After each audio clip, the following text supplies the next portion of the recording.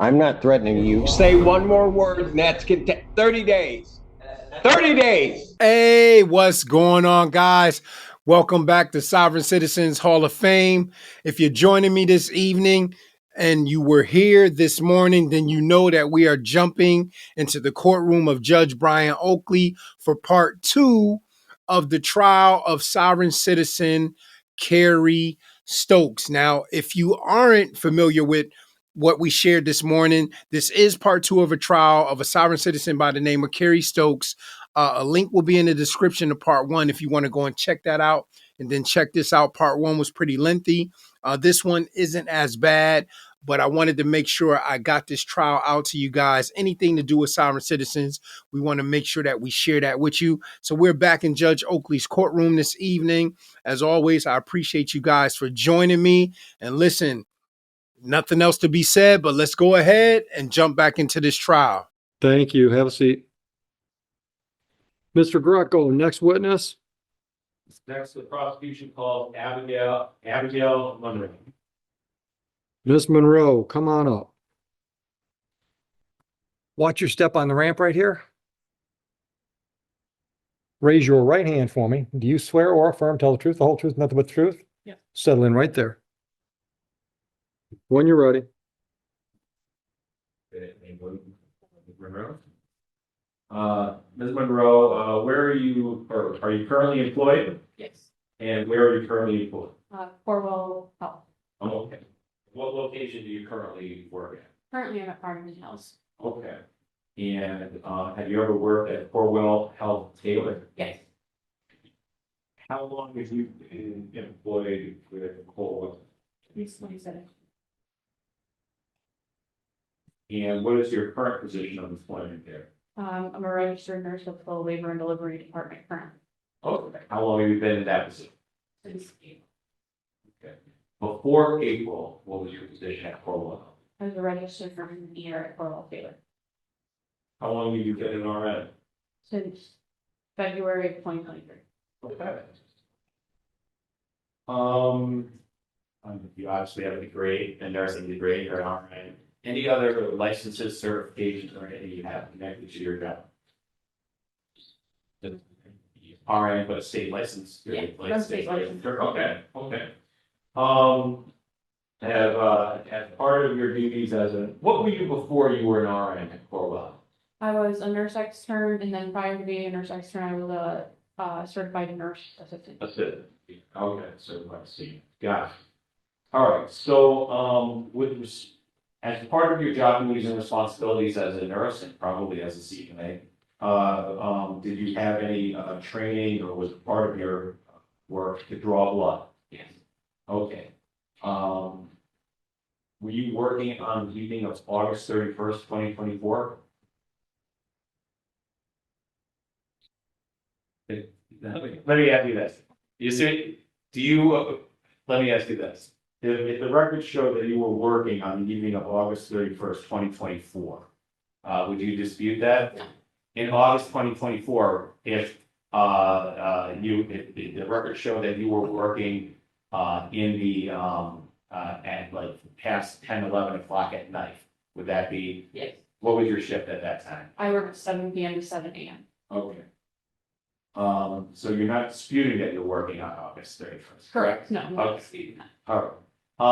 When you showed up this morning, I showed you, let me refresh your recollection here. When you showed up this morning, I showed you a video of a blood draw that you were involved in.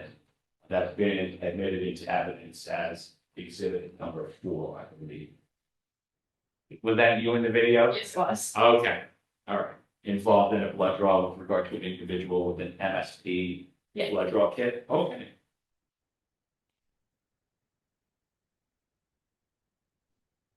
All right.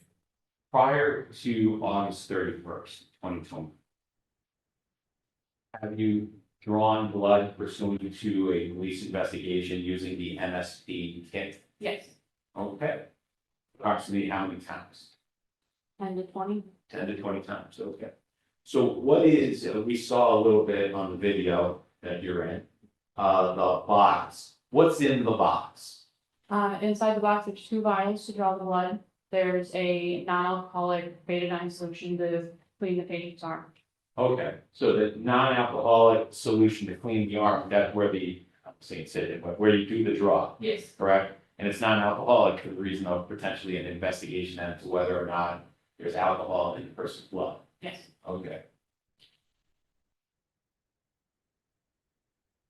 So how is it that, what is the process by which some people may come here? How do you draw blood from someone? I asked the person that I'm gonna draw which arm they would prefer normally. Okay, And then I put the tourniquet on to find the vein, clean the area where the vein is at, and then use the butterfly needle to poke for the blood.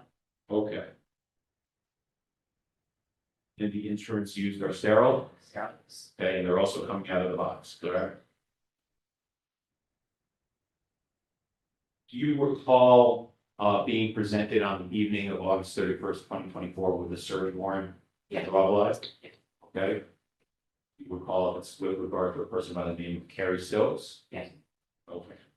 Do you recall any issues or anything with regard to the search warrant that evening? I believe there was an issue. I don't recall what the issue was. Okay. But we did get the search warrant and I checked it over. Okay, so there was an issue with the initial search warrant and then a second search warrant. Was that, how was it given, provided to you? It was emailed to my work email and I printed it out and looked over it prior to obtaining one. Okay, and is that part of the procedure also to match up the name on the search warrant with the patient that you have? Yes. And that night it was Carrie Stokes, correct? Yes. Okay. All right, so what happened? What do you do in this case with Mr. Stokes and this MSP kit, the start from the church? So the officer brings in the kit. We take the kit, officer or myself open the kit. Most of the time it's the officer that opens the kit. I believe it was the officer that opened the kit that night. I pull the tubes out and drew the blood and then I labeled the blood, put the blood back into the kit. We sealed the kit, both the officer and myself signed the kit and the kit went with the officer.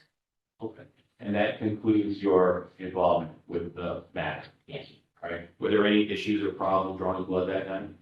Did you follow the proper procedure as far as the hospital? Yes. Did you follow the proper procedure with regard to verifying the search warrant and the MSP kit and everything that comes with it? Yes. Okay, once the officer walks out with it sealed, that you conclude your involvement, correct? I have nothing further for this witness. Mr. Stokes, any question for this lady? Okay. Ms. Monroe, thank you so much for your time. Watch your step on my ramp. Okay.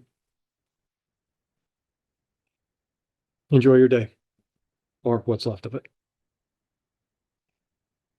Next witness is? Abigail Hawk. So this is my first case, Your Honor, 27 years and 2 Abigails. Double Abigail's. Witness.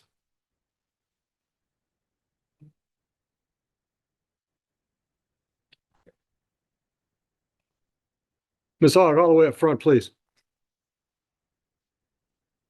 Watch your step on my incline ramp. And raise your right hand. Would you swear or affirm to tell the truth, the whole truth, nothing but the truth today? Settle in that chair for me, please. Make yourself comfortable. When you're ready.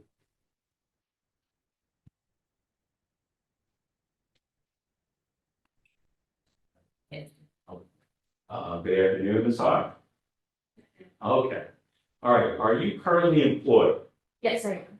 And where are you currently employed? The Michigan State Police Forensic Science Lab. Okay. And what is your position? I'm a forensic scientist in the toxicology. Okay. And what are the responsibilities of your position at the state forensic lab? I analyze biological specimens like blood and urine for the presence or absence of drugs. Can you describe your education, for the jury? I have a bachelor's degree in forensic science with a minor in criminology from the University of Tampa. And then I've gone through the Michigan State Police toxicology training. Ms. Hawk, I'm going to approach what's been marked as People's Exhibit number 5. Thank you.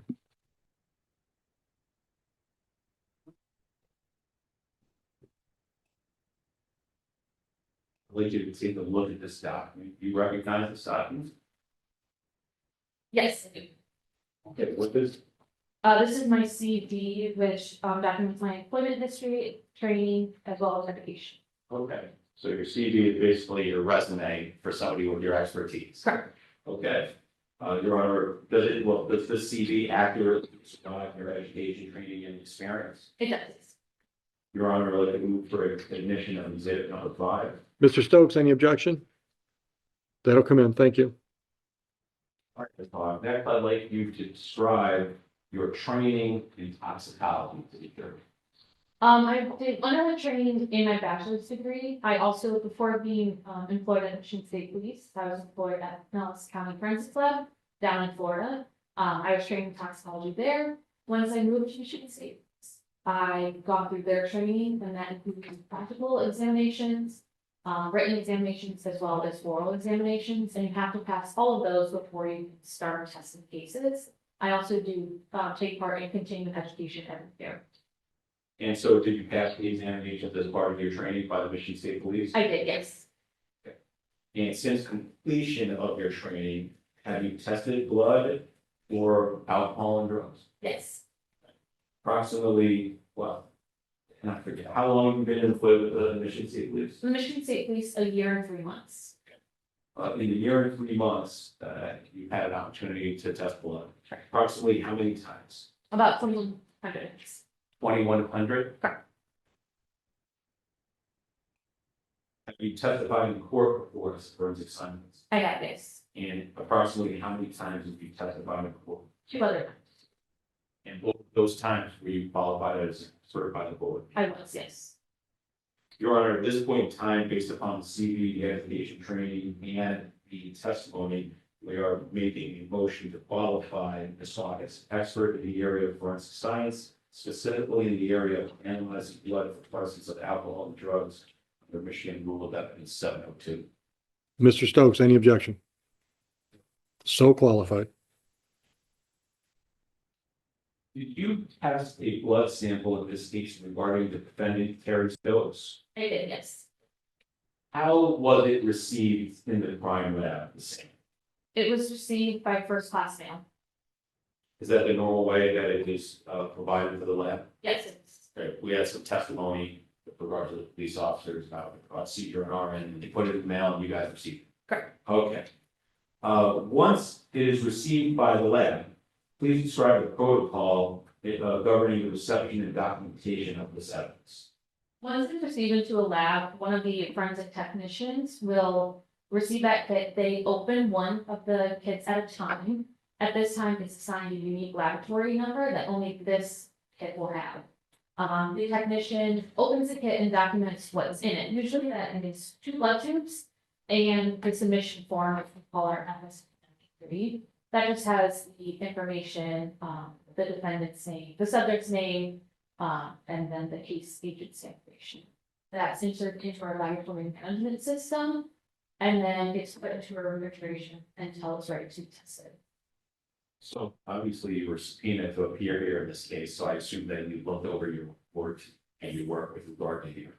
Was the protocol, as far as you're aware, followed in this case with Yes. regard to this sample? Yes, please. Any irregularity with the evidence in this matter? No. Now, what method does your laboratory use to determine the presence and amount of alcohol in a blood sample, a person's blood? We use instrumentation called gas chromatography with the flame ionization detector, also known as GCFID. Is there a protocol that is used for this method that you guys use to test for alcohol in the blood? Yes, there is.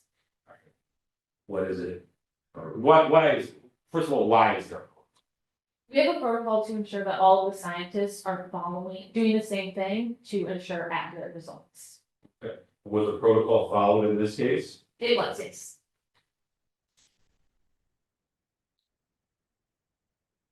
With respect to the testing that you described that you do, what measures, or I'll say like quality control, are used or steps taken to ensure that the results are reliable when you guys do the testing? To begin with, we do something called a tube check. This is before we even start testing. We're just verifying that the information that is on the blood tube, the subject's name and time of draw and stuff like that, is the same as what's entered into our management system. We also have calibrators and controls that we run with our samples. These are to ensure that everything's working properly. So those calibrators teach the instrument what certain concentrations look like. And then our controls will test that throughout the run. We also run negative samples. So these are things that have no alcohol in them. And that's to ensure that there's no contamination at any point. We also do what's called a sequence check. This is when another scientist or technician comes in and makes sure that the case is being run at the right time. And then once the sample is actually done, our supervisors will check those calibrators and controls to double check. And then our report is also reviewed again by a competent scientist. Were all of the instruments in working condition for this case? Yes, they were. And the quality control steps were reliable and accurate? Yes. How many tests did you perform on this specific blood sample from Mr. Stokes? So we take the blood sample and we take the blood tube we take 2 samples from. Those 2 samples are then ran on 2 different instruments, and that leads us to have 4 results. And did you obtain results after testing the blood sample in this case? I did this. Did you prepare a report? I did. And you was been marked as 5, seconds. 5, I think. It was received. Okay, so Thanks, Heather.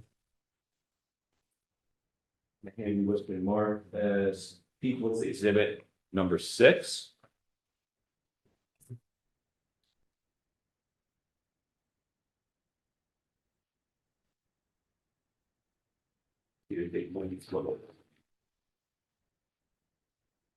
What is exhibit number 6? This is a lab report that I wrote. Does your signature appear at the bottom of the report? It does, yes. And what does your signature on this report signify? That I analyzed the data and then I wrote this report. All right, on this report, I know you indicated you did 2 tests, 4 results, right? But there's only, and we're gonna get to it, 1 result here on the test. Well, why is that? We take an average of those 4 results, and that is the result that is reported out. Okay, so there can be slight discrepancy and the average is the best available. Correct. Okay. And what is the result listed on your report? 0.214 grams of alcohol per 100 milliliters of blood.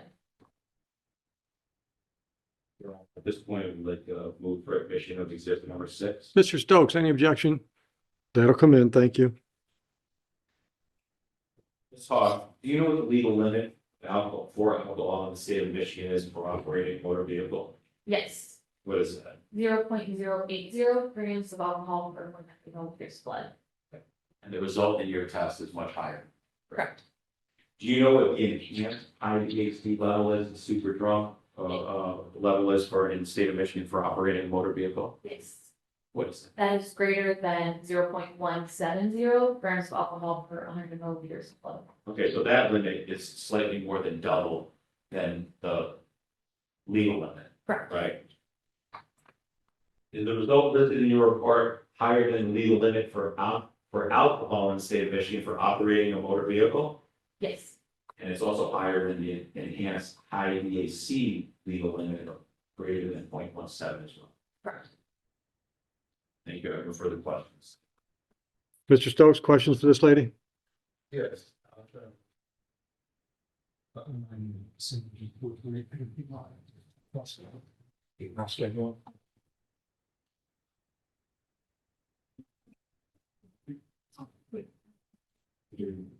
I think he's just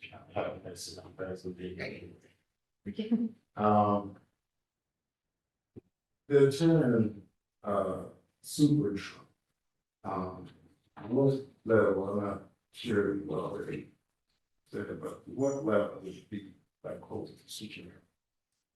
It would depend on the person. Each person's going to react to alcohol differently, so I can't give a specific number. We perfect. Yeah. If someone were to be super trunk, in your professional opinion, how long would you say it would take them sober, like on average? So the average elimination rate, which is how quickly your body will get rid of alcohol, for men is 0.015 grams of alcohol per 100 milliliters of blood. And for that to happen, the person has to be considered an average. So an average weight, average build, it also depends on the type of alcohol, their tolerance level, things like that. So I can't give a specific number, but average is 0.015 per hour. Yeah. So I don't know, I don't fully understand. So would you say someone who was put off a super drunk, they sober up in 2-3 hours? It would depend on what their initial blood alcohol level is. To be at that 0, it would be 0.015 grams of alcohol per hour. So if they were at a 0.015 or 0.030, then it would be about 2 hours, correct? But if their level was higher, it would take longer. Was doing something like that, but can't get faculty answers. So Any redirect? Very briefly. Ms. Hawk, if the blood alcohol, if the blood was drawn over an hour or more after, we know Mr. Stokes did not have any alcohol because he was in custody and with the ambulance. Would it be fair to say that at the time he was driving, at the time he was put in the ambulance, that his blood alcohol level would have been greater than 0.214? It's possible. It depends on the last time he had a drink. Because depending on when he stopped drinking will depend on when the absorption of that alcohol would stop in the body. Okay, so you're saying if he consumed just before the accident, I know you weren't here for testimony, but if he consumed before the accident, it could go up because it's being absorbed post-accident because he just ingested it. Correct. If it was before that, and it's already been absorbed in the system, then it would start to go down. Correct. Regardless, 0.214 is very high, correct? It is higher than the legal limit, yes. Thank you. I'm here for that. Any follow-up, Mr. Stokes? All right, you can step down and you can go back to whatever you'd rather be doing. Thank you. Watch your step. Thank you for your time. Drive safely. Thank you. And Mr. Greco, people rest? At this point, the people rest. Okay. All right. And Mr. Stokes, do you have any witnesses? No. Do you want to testify? No testimony. What's that? Well, if you testify, he could cross-examine you. But you're a defendant in a criminal trial, so you can't be forced to testify. It's your option whether or not you testify. Okay. All right, so procedurally, the way this works is we kick you out. We're going to have conversation and come up with the final set of jury instructions. That usually takes us 15, 20. As soon as we do that, Heather's doing it live time, so it's updating into your tablets. All right. Then I'll bring you back out here. We'll do closing arguments, and then I send you back to make the decision. So are you all right to take a break now? I'll get you back when I'm ready for final instructions. You're good to keep going? Okay. All right. Then Jamie will take you back out. Officer Garcia will take you back into the jury room.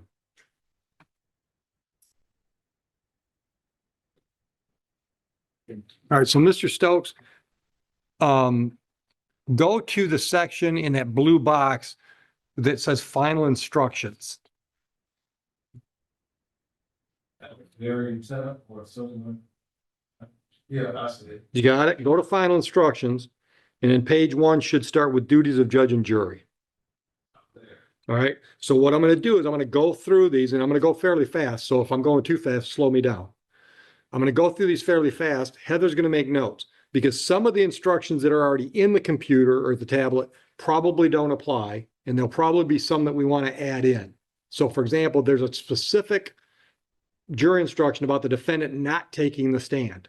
That's not already in here, but we'll put it in. Understand? So we're going to go through these together so that when we're all done, we agree those are the final instructions that go to the jury. All right? So the first one, duties of judge and jury, That's pretty standard. I don't see any change there. Presumption of innocence, burden of proof, same thing. I don't see any reason to change. Oh, defendant not testifying is in here already. You see that language? Bottom of page 1. Every defendant has the absolute right not to testify. All right. So far we're good. Read everything that's on the page. Moving into evidence. 1, 2, 3.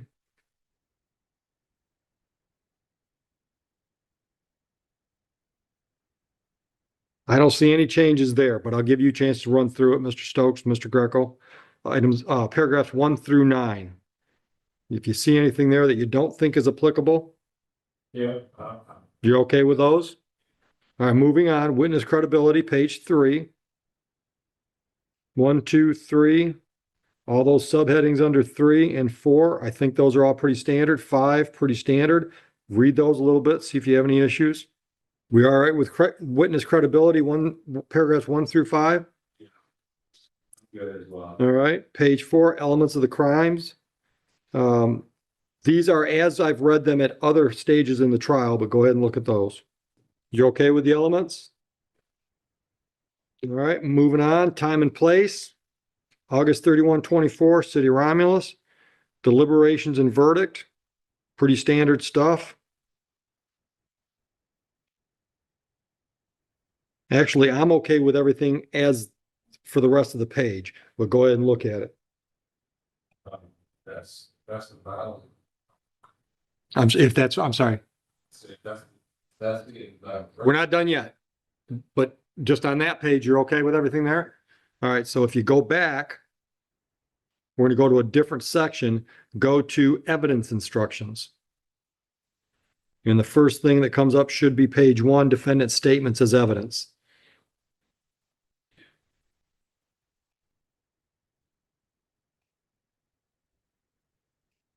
I'm not sure that's appropriate, Mr. Greco, because I don't know that there was any testimony about statements that Mr. Stokes made. I don't know that it hurts anything. It could be confusing. Because I don't think we heard any testimony about anything that's The only statement that the only statements that were in were with respect to the refusal. It's not a mission. And it's not an element. So I'm thinking scratch paragraph 1, 2, 3. Mr. Stokes? You're okay with that? All right, got that, Heather? So that gets us to circumstantial evidence. I think that's appropriate given the way the testimony came out. Take a look at that, Mr. Stokes.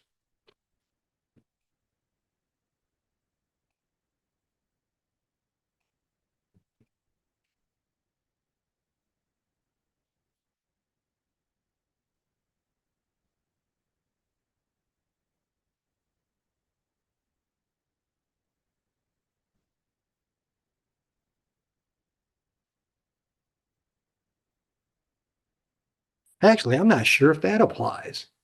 Now that I think about the testimony,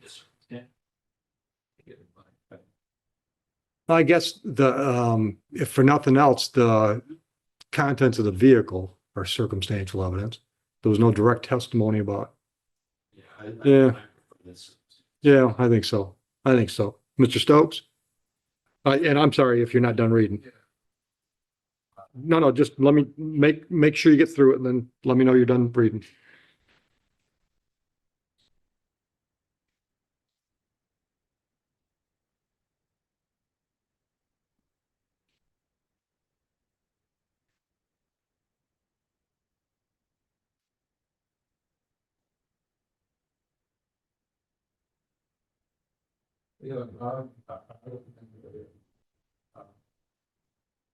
Leave it? Okay. Now, the next couple sections I think we have to take out. Flight, concealment, escape, there was none of that. Prior inconsistent statements used to impeach a witness, we didn't hear any of that. Agreed? All right. Stipulation, I don't think we had a stipulation. So we'll take all that out. We agreed? Then motive, we'll leave that in. Agreed?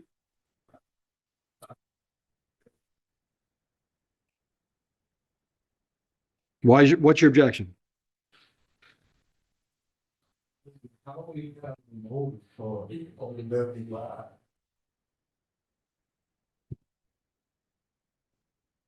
I don't feel strongly one way or the other, do you?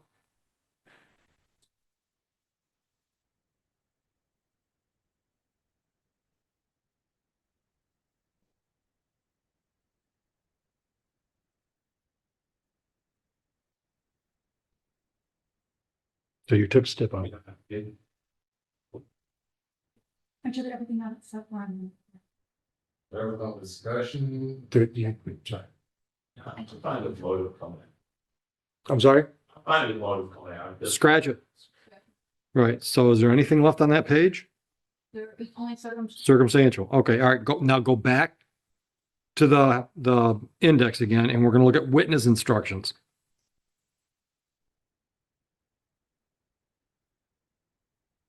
Let me know when you got it, Mr. Stokes. All right. Witness impeachment by prior conviction. There was no testimony of any of that. Number of witnesses. I always like to use that if there's more than one witness in a case. Even if there wasn't any witnesses presented by the defense, I just think it's, but once again, I don't feel strongly about it.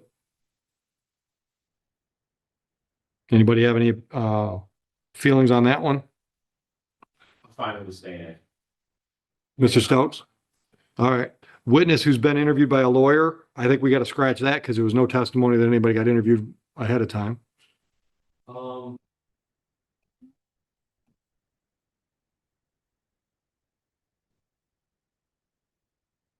You worried about the pretrial conversation with your witness, their nurse?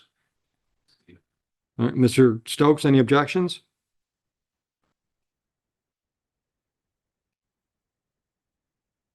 There was a testimony that Mr. Greco went over the body cam video with Miss Monroe. I've heard you, so Leave it in? You okay? All right. And the next one is character evidence regarding conduct of defendant. We didn't hear any character evidence at all. Scratch. We'll leave expert witness in because we had Miss Hawk up. what was that reason? Character evidence. If, for example, I don't know about drunk driving, but let's say this was an assaultive crime. And you put a witness on, you put the pastor of your church on to say, he's the meekest, most mild guy I've never even seen him raise his voice. That would be character evidence. It wasn't, it didn't come into play today, and there was no testimony about your, yeah. Right. All the evidence was just the facts of that night, not, well, I don't know about that night, but for years he's been this way. Okay? You make sense? Yeah. Take it out. Yep, take it out. So expert witness stays. Police witnesses, I always want to leave that when we have police witnesses. All right. So what we'll do, Heather, what I'm going to ask you guys to do is just turn off your tablet, right? Turn it off. Yeah. And restart it. And that will update. So all those changes we just agreed on should happen immediately. You go to the other ones, I have people do the verdict sheet. Yeah.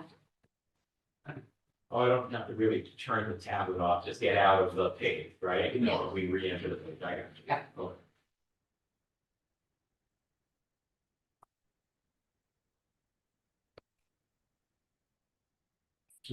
I'm sorry?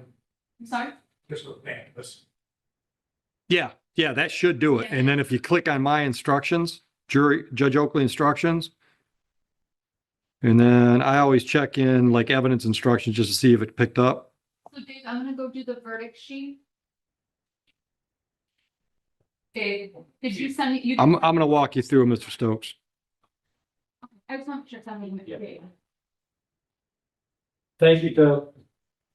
Did you get Mr. Stokes? Hello, Tracy. That's what people are saying.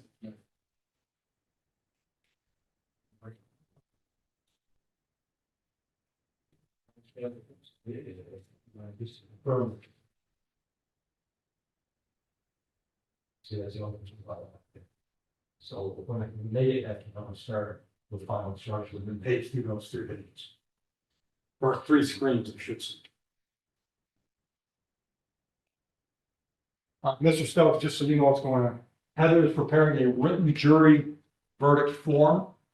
She's gonna bring it up, she'll show it to you, she'll show it to Mr. Greco. When we agree that that's the form we want, then that'll actually go back in with the jury to the deliberations room, so they can just check the boxes. And you'll see that in just a minute. She's pretty quick.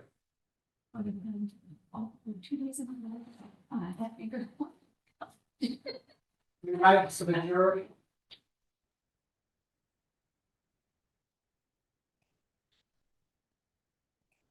Same seats.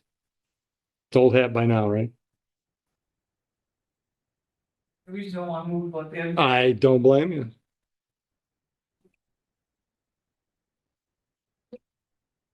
Have a seat. All right, so folks, if you want to follow along on your tablet, once again, you don't have to, but if you want to follow along on your tablet, go to the instructions in that bold blue box that has all the different kinds of instructions. Currently we're going to final instructions. You're there? Yeah. All right. Let me know when you're ready and I'll start reading.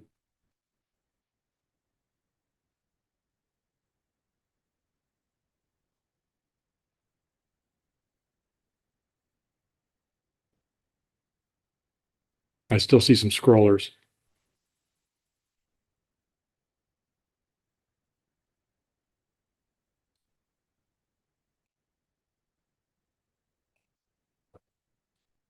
Miss Phillips, you all right?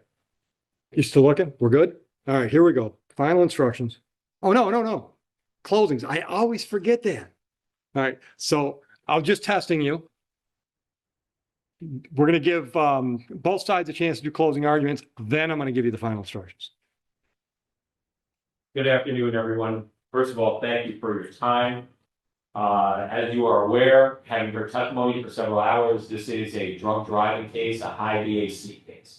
I think that the evidence in this case was clear. You heard from the evidence and the witnesses for the people, including the EMS techs, the police officers, the nurse, and the forensic scientists who are always fascinating with respect to their testimony. I know, based upon the evidence that we have, these exhibits that you'll be able to take with you in the room, the photograph, the other reports, there are videos that were established and you can ask for it if you want.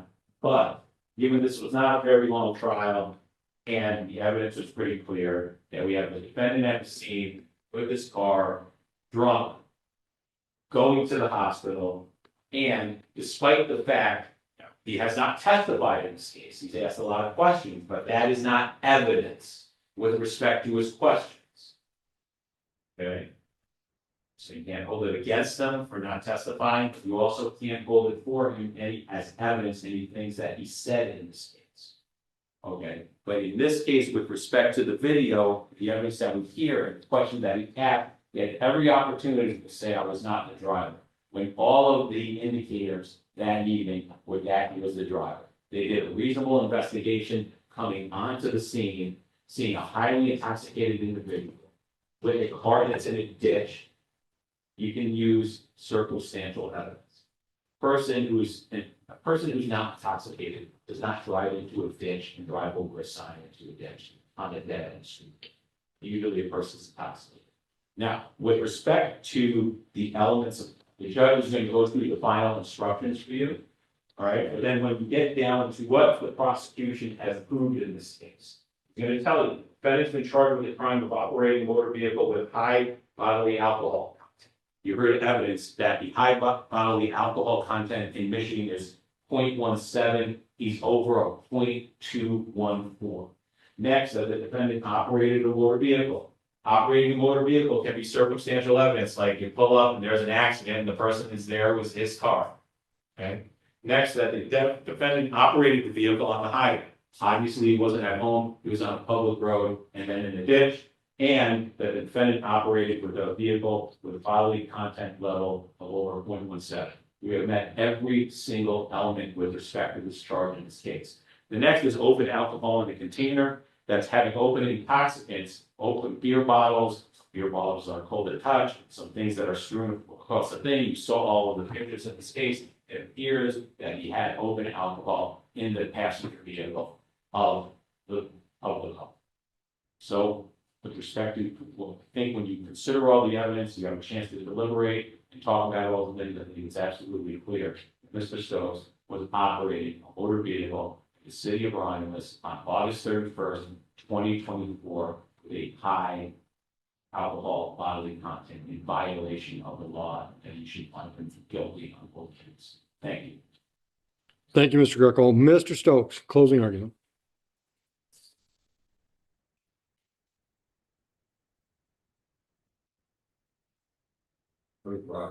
Thank y'all for bearing with me. Stolen film insurance. Going on jail.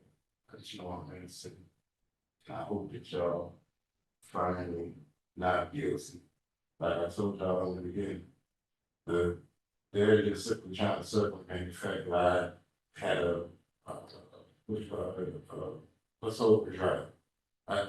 It should have been clear from my questioning and everything. I'm not denying the fact that I was here. Not denying the fact. What I'm denying and what the prosecution has failed to prove is that I was driving. You heard testimony from the ambulance driver. They was one of the first ones on the scene. The ambulance person that said when they arrived, me and the passenger was outside the car, which means that we had time to get out of the car. You feel something like that? Okay. So the ambulance driver was there. They said they saw me talking to the other police department. Okay. If they pulled up and established that I was driving, it would have been no question who was driving thereafter. Okay.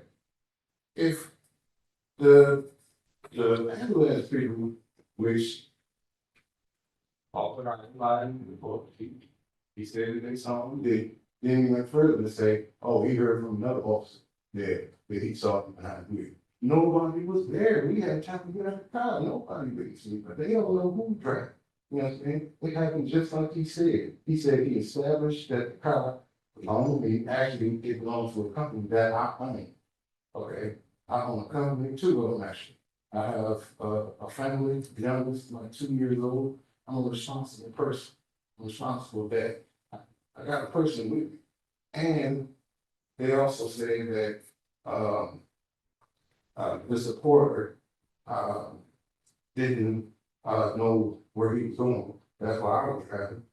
But they also said we were on our way to Ohio. The supporter is a resident of Ohio. So I didn't know where you're going. And he had family on the mission. So I didn't know where you're going. Understand? Then you want to get to when you want to get to how combative argument you want to be. It's so convenient. Oh, we don't have the body cam footage from when we interviewed for prosecutor. It's his job to security. You make sure it's for it. Why? Because it's for we want to say who's right. That's fine. Understand? I said I do not deny the fact. That's my fact. If I wanted to drive drunk, I would have been in the car. Why would he support me with this? Into this quote unquote super truck. And me acting the way they say I was acting. Me personally, I don't think anybody would have gotten that far as that drunk. I don't understand how drunk, like 0.2 something is. It's probably like they said, super drunk. You ain't even gonna be that far. You know, and they make assumptions. They're saying, oh, well, if a sober person telling me drunk person driving, I shouldn't believe that. That's exactly what they did. They never actually, it's not my job, they doing the investigation, it's not my job to say, oh, well, so I'm going to drive, he was driving, they actually need to take people, ET tests and all of that. I don't know what, I probably did something about it. They just went off assumption. And I'm gonna close by saying this. The elements, the prosecutor stated that they presented evidence. The judge is gonna give you instructions. Word of mouth is not evidence. He didn't witness me behind the crowd, behind with no one there. So if someone would come in here and said, yeah, we saw this behind me, that would be like right there when somebody saw me behind me. Nobody saw me behind me. It was small stagnation. They don't know who to try. And if they would do a thorough investigation, they would have investigated Mr. Porter first. Because y'all gotta think about it. If they already got me in the ambulance and Mr. Porter was driving, why did you tell him that he drove? They gonna arrest him. So yeah, he was driving. They already got he was driving. That's what happened. And it should be clear on his case because nobody put me behind you. That's the main element they had to prove, and they failed.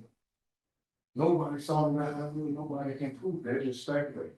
You know, they said, "Oh, well, it's his deal," and that's exactly what happened. To be honest, they actually people was. I said I own the company that owned that vehicle. They took it. Anything else, Mr. Stokes? No, listen, I'm all, but I just want to say, they didn't prove the evidence. He's going to tell you what the evidence are. Main thing, they had to prove that I was behind you. Thank you. They didn't. And I think they're all Mr. Greco. Just like we started off today, the evidence in this case is clear, okay? What Mr. Stokes is trying to do is pull a fast one on you guys and ignore the evidence. What the judge is going to read to you as far as evidence, because what people say, that's part of gathering evidence, okay? When you're talking to witnesses, talking to things, visualizing what's going on. Remember during voir dire, I said, hey, if you walk into the courtroom, everybody's saying hello to the judge, you can start to assume he's probably the judge. When you walk in here, you're even further clear he's the judge because he's got a nameplate up there and he's there with the black rose. And one of the first instructions that you're going to hear today from the judge is that facts can be proved by indirect or circumstantial evidence. Circumstantial evidence is evidence that normally or reasonably leads to other facts. So, for example, this is going to come straight from the judge. If you see a person come in from outside wearing a raincoat covered with small drops of water, that would be circumstantial evidence that it's raining. You can investigate further, you can look outside, but you can take that reasonable assumption of what's going on and assume that, oh, I see a raincoat, I see a person, I can't actually see any windows, I'm in the courtroom here, it's all closed. Believe it's raining. And that's part of circumstantial evidence. You have the defendant, he's intoxicated, he's in Lyman's, okay? He has crashed in kind of a silly accident. It's really a T-bone, he just went through a stop sign, maybe he stopped at the stop sign and stepped on the gas. We don't know because we weren't actually there, but we know he was there with his car and goes into a ditch. That's evidence of intoxication. His manner at the time is evidence of intoxication. The witness statements are evidence of what was going on that day. So if it looks like a duck, walks like a duck, it quacks like a duck, it's a duck. In this case, I believe the evidence is clear and 100% clear, and that's why the officers weren't going to arrest somebody who wasn't intoxicated. And why is everyone setting up Mr. Stokes? Right? Because that's what he's alleging. He's alleging incompetence on the police officers, because they just assumed they must have set him up. There's no reason for them to do that. He's also assuming he got set up by his friend that night. That's unreasonable. With respect to this case, as I read to you the evidence, listen to the judge's instructions. I think it's clear that Mr. Stokes is guilty of operating while intoxicated with common use. Thank you very much. All right, thank you, gentlemen. Now, I'm going to read to you under those final instructions, starting with duties of judge and jury. Members of the jury, the evidence and arguments in this case are finished, and I will now instruct you on the law. That is, I will explain the law that applies to this case. Remember, you have taken an oath to return a true and just verdict based only on the evidence and my instructions on the law. You must not let sympathy, bias, or prejudice influence your decision. You must avoid reaching conclusions that may have been unintentionally influenced by stereotypes. You must reach your own conclusions about this case individually, but you should do so only after listening to and considering the opinions of the other jurors, who may have different backgrounds and perspectives from yours. As jurors, you must decide what the facts of this case are. This is your job and nobody else's. You must think about all the evidence and then decide what each piece of evidence means and how important you think it is. This includes whether you believe what each of the witnesses said. What you decide about any fact in this case is final. It's my duty to instruct you on the law. You must take the law as I give it to you. If a lawyer says something different about the law, follow what I say. At various times, I've already given you some instructions about the law. You must take all my instructions together as the law you are to follow. You should not pay attention to some instructions and ignore others. To sum up, it is your job to decide what the facts of the case are, to apply the law as I give it to you, and in that way to decide the case. A person accused of a crime is presumed to be innocent. This means that you must start with the presumption that the defendant is innocent. This presumption continues throughout the trial and entitles the defendant to a verdict of not guilty unless you are satisfied beyond a reasonable doubt that he is guilty. Every crime is made up of parts called elements. The prosecutor must prove each element of the crime beyond a reasonable doubt. The defendant is not required to prove his innocence or to do anything. If you find that the prosecutor has not proven every element beyond a reasonable doubt, then you must find the defendant not guilty. A reasonable doubt is a fair, honest doubt growing out of the evidence or lack of evidence. It is not merely an imaginary or possible doubt, but a doubt based on reason and common sense. A reasonable doubt is just that, a doubt that is reasonable after a careful and considered examination of the facts and circumstances of this case. Every defendant has the absolute right not to testify. When you decide the case, you must not consider the fact that he did not testify. It must not affect your verdict in any way. When you discuss the case and decide on your verdict, you may only consider the evidence that has been properly admitted in this case. Therefore, it is important for you to understand what is evidence and what is not evidence. Evidence includes only the sworn testimony of a witness, the exhibits admitted into evidence, and anything else I told you to consider as evidence. Many things are not evidence, and you must be careful not to consider them as such. I will now describe some of the things that are not evidence. The fact that the defendant is charged with a crime and is on trial is not evidence. The lawyer's statements and arguments are not evidence. They are only meant to help you understand the evidence and each side's legal theories. You should only accept things should be the parties. You should only accept things the parties say that are supported by the evidence or by your own common sense and general knowledge. The parties' questions to the witnesses and my questions to the witnesses are also not evidence. You should consider these questions only as they give meaning to the witnesses' answers. My comments, rulings, questions, and instructions are also not evidence. It is my duty to see that the trial is conducted according to the law and to tell you the law that applies to this case. However, when I make a comment or give an instruction, I'm not trying to influence your vote or express a personal opinion about the case. If you believe that I have an opinion about how you should decide this case, you must pay no attention to that opinion. You are the only judges of the facts, and you should decide this case from the evidence. At times during the trial, I may have excluded evidence that was offered or stricken testimony that was heard. Do not consider those things in deciding the case. Make your decision only on the evidence that I let in and nothing else. Your decision should be based on all the evidence, regardless of which party produced it. You should use your own common sense and general knowledge in weighing and judging the evidence, but you should not use any personal knowledge you may have about a place, person, or event. To repeat once more, you must decide this case based only on the evidence admitted during the trial.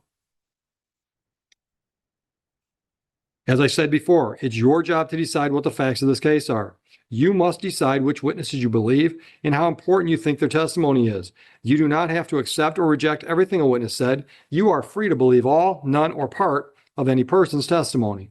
In deciding which testimony you believe, you should rely on your own common sense and everyday experience. However, in deciding whether you believe a witness's testimony, you must set aside any bias or prejudice you may have and not be influenced by a witness's disability, gender identity, race, religion, ethnicity, sexual orientation, age, national origin, or socioeconomic status. Again, take the time you need to test what might be automatic or instinctive judgments and to reflect carefully about the evidence. There is no fixed set of rules for judging whether you believe a witness, but it may help you to think about these questions. Was the witness able to see or hear clearly? How long was the witness watching or listening? Was anything else going on that might have distracted the witness? Did the witness seem to have a good memory? How did the witness look and act while testifying? Did the witness seem to be making an honest effort to tell the truth, or did the witness seem to evade the questions or argue with the lawyers? Does the witness's age and maturity affect how you judge his or her testimony? Does the witness have any bias, prejudice, or personal interest in how this case is decided?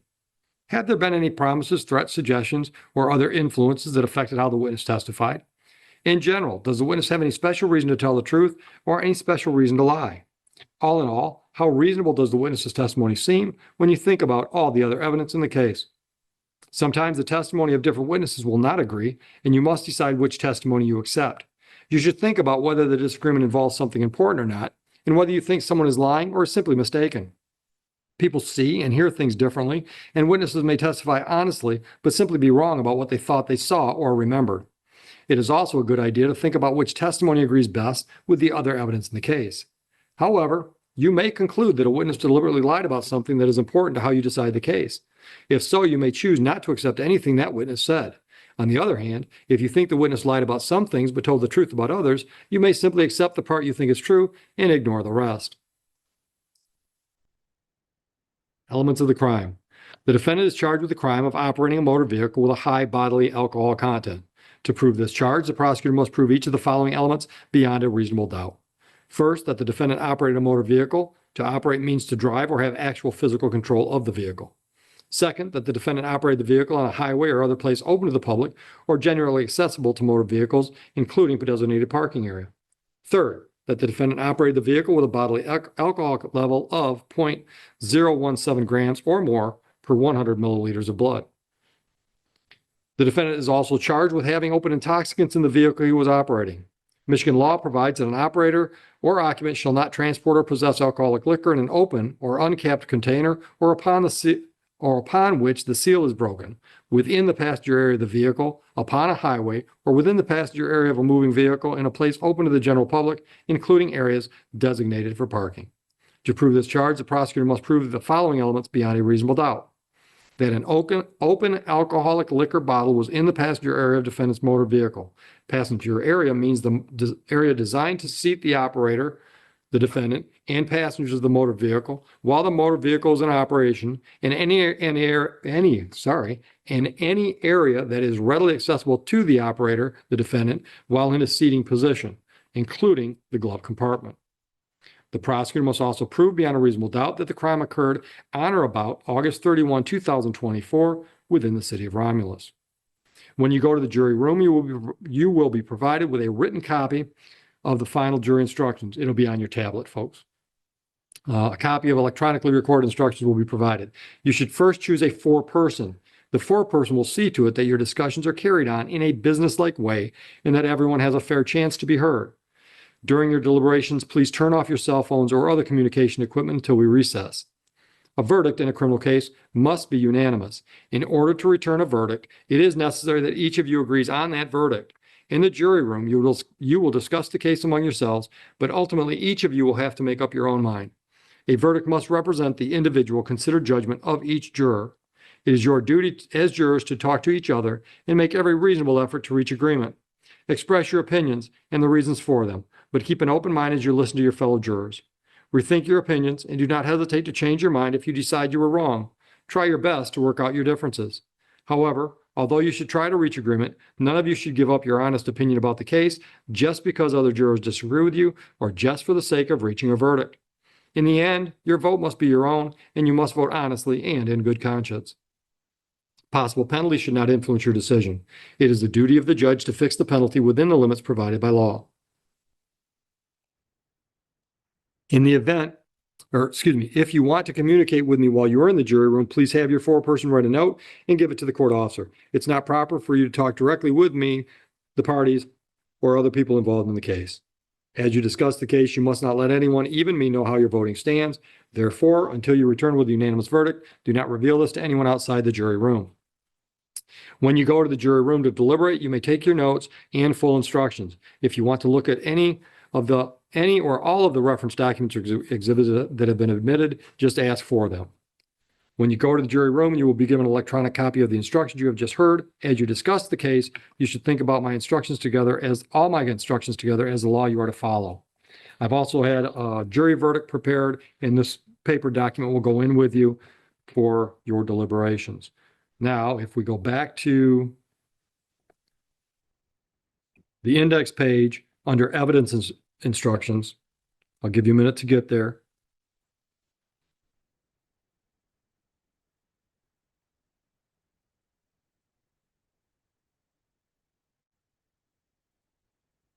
All right, evidence. Circumstantial evidence. Facts can be provided by direct evidence from a witness or an exhibit. Direct evidence is evidence about what we actually see or hear. For example, you look outside and see rain falling. That is direct evidence that it is raining. Facts can also be proved by indirect or circumstantial evidence. Circumstantial evidence is evidence that normally or reasonably leads to other facts. So, for example, if you see a person come in from outside wearing a raincoat covered with small drops of water, that would be circumstantial evidence that it is raining. You may consider circumstantial evidence.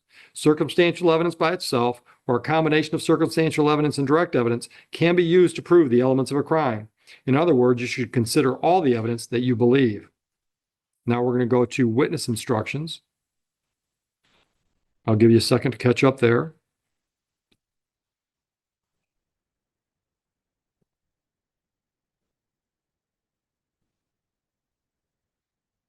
You should not decide this case based on which side presented more witnesses. Instead, you should think about each witness and each piece of evidence and whether you believe them. Then you must decide whether the testimony and evidence you believe proves beyond a reasonable doubt that the defendant is guilty. You've heard that a lawyer talked to one of the witnesses. There's nothing wrong with this. A lawyer may talk to a witness to find out what the witness knows about the case and what the witness's testimony will be. You've also heard testimony from a witness who has given you her opinion as an expert in the field of toxicology. Experts are allowed to give opinions in court about matters they are experts on. However, you do not have to believe an expert's opinion. Instead, you should decide whether you believe it and how important you think it is. When you decide whether you believe an expert's opinion, think carefully about the reasons and facts she gave for her opinion and whether those facts are true. You should also think about the expert's qualifications and whether her opinion makes sense when you think about the other evidence in the case.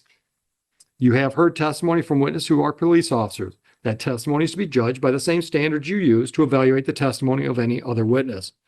Mr. Greco, are you satisfied with the instructions as given? Yes. And Mr. Stokes, are you satisfied with the instructions as given? All right. So folks, this is what the part I hate. So I've been paying attention and every one of you have been attentive today, but now I get to kick one of you off the panel. So what I've got, you each have chairs. So, we did 1, 2, 3, 4, 5, 6, 7. So I've got little wooden beads in here that are numbered. And I just randomly pull one of them out and tell one of you, thanks, goodbye.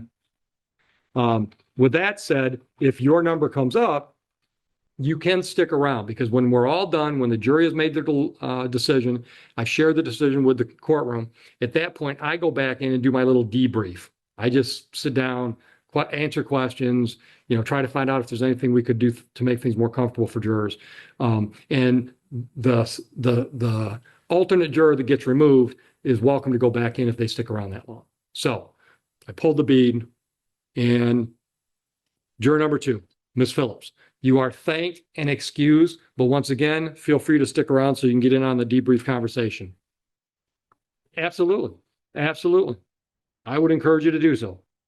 All right. So the rest of you, Officer Garcia is going to take you in. He's going to take the exhibits and the jury verdict form. He'll be outside the door all the time you're in there. Once again, if you leave any personal property here, it's safe. Officer Rapp, Tim's going to be here. If you need anything, if you have any questions or anything, just tap on the door and Officer Garcia will see what's going on.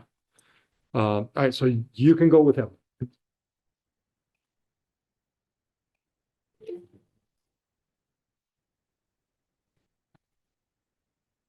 Yeah, can you come up? Thanks. Same chairs, one more time.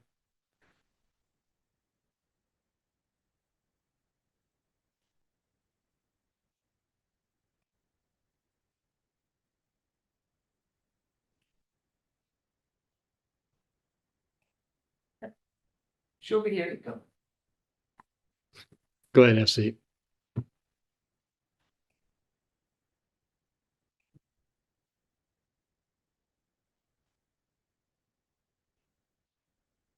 All right, did you folks pick a four-person? Who was it? Everybody points to Miss Williams. Miss Williams, did you reach a decision? Would you share the jury's decision with the courtroom, please? Guilty on both counts. Correct? All right. And Mr. Jones, is that your decision? Yeah. Okay. And Miss Duffy, is that your decision? Or Miss Slagle? Yes. And Miss Cannon, Mr. Davis, and Miss Williams. All right, thank you. One more time, back in the jury room. I'll be back there in just a minute. Just grab that.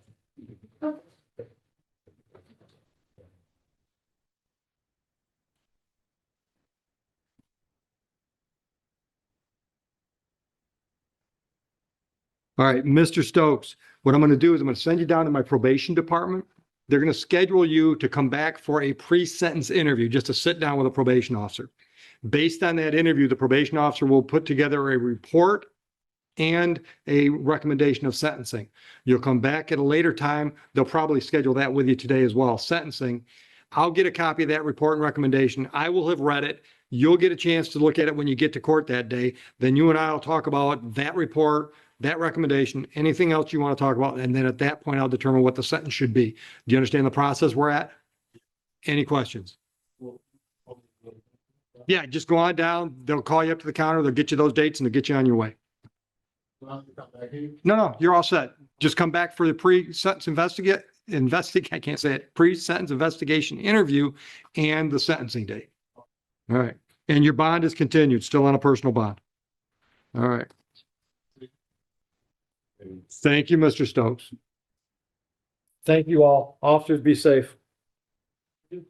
Would my evicted juror like to come back? We're gonna go back in we're gonna do a debrief. You can get in on that. Judge, where's the flow? Be safe, guys. Oh, right here. Thanks. Go on in. I'll let you in. Okay, thank you. Yeah. I mean,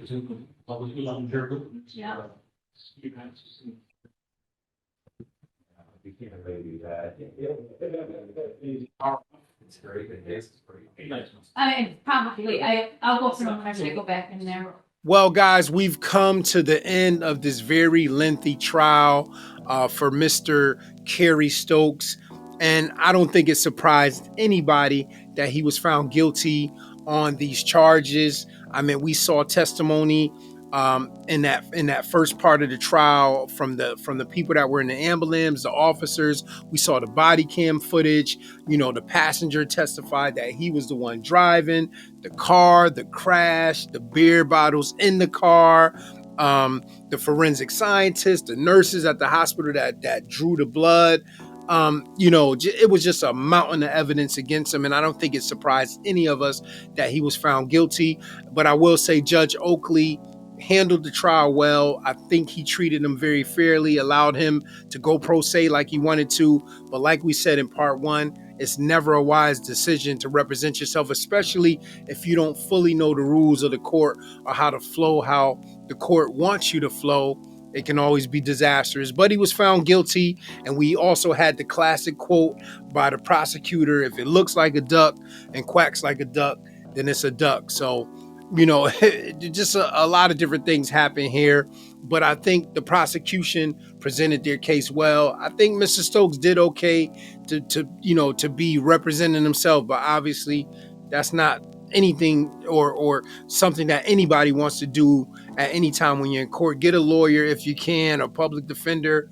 Trust me, it's not a conspiracy. There's a lot of public defenders out there that, you know, will be willing to fight tooth and nail for you. You just got to find the right one. But with that being said, this trial is over. Don't forget, we have some more trials coming this week. So, I mean, we can call this like a semi-trial week because we do have a couple more coming.